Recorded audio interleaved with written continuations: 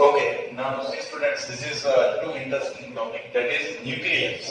अभी आपने nucleus तो मालूम ही है कि कहाँ पे होता है, सेल के सेंटर में nucleus होता है, वो आपने स्टैंडर्ड 8 में पढ़ा था, right?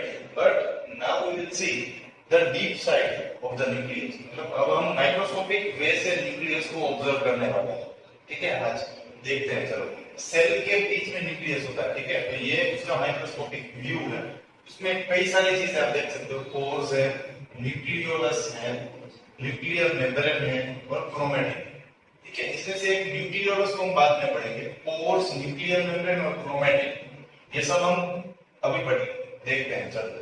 The nucleus has double layer covering called nuclear membrane. देखो न्यूक्लियस है ना, के ऊपर एक आउटर कवरिंग है जिसका नाम क्या है, न्यूक्लियर मेम्ब्रेन, उसका नाम है न्यूक्लियर मेम्ब्रेन। उसके पास पोर्स होते हैं, पोर्स का मतलब है होल्स, छोटे छोटे होल्स होना। आप देख सकते हो मैंने यहाँ पे स्पेस बनाई है इंटेंशनली आपको दिखाने के लिए, एक्चुअली क्या होती है, right? So it has pores which allow transfer of material from inside to outside the cytoplasm. देखो यहाँ पे होल्स होते हैं, इसके कारण ही कोई भी मटेरियल जो न्यूक्लियस के अंदर है वो बाहर जा सकता है, यहाँ से देख सकते हो, right? So due to this holes any material can pass from nucleus to the cytoplasm, right? ये एरिया का नाम है cytoplasm, as you all know. Okay, so the nucleus contains chromosome. अब ये न्यूक्लियस के अंदर क्या चीज होती है? एक्चुअली दो चीज होती है, ठीक है? देखते हैं, मतलब क्रोमोसोम के अंदर दो चीज होती है, न्यूक्लियस के अंदर मोस्टली क्रोमोसोम होता है, फ्लूइड स्ट्रक्चर में सब कुछ होता है, ठीक है? न्यूक्लियस के अंदर, और वो है क्रोमोसोम। क्रोमोसोम के पास क्या होता है, क्रोमोसोम के अंदर क्या होता है, what is the meaning of chromosome?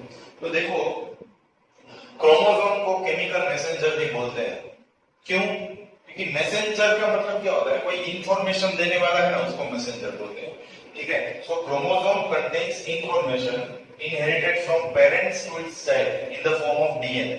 तो क्रोमोसोम के पास इंफॉर्मेशन होती है पेरेंट्स की, जो चाइल्ड में ट्रांसफर होती है, right? During the process of reproduction. Reproduction होते वक्त जो पेरेंट्स की कैरेक्टरिस्टिक्स है जो चाइल्ड में ट्रांसफर होती है, it is transferred in the form of chromosome, due to which acid, that is deoxyribonucleic acid in the form of, मैंने लिखा ही है DNA, deoxyribonucleic acid, deoxyribonucleic acid.